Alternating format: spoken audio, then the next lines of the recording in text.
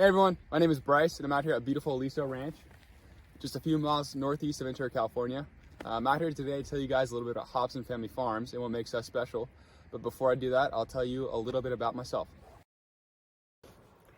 High school is actually where I found my passion for sustainability. I took a really cool ROP course focused on environmental studies, and then I was lucky enough to land an internship with the city of Ventura in their sustainability department. I decided on the ecosystem science and sustainability degree from Colorado State University in Fort Collins, Colorado. It's a mouthful, but it got me where I am today, and I couldn't be more thankful for it. Whether raising cattle sustainably and humanely, or growing coffee far from the equator, Hobson Family Farms really does it all, and I can't wait to tell you guys all about it in this upcoming video series.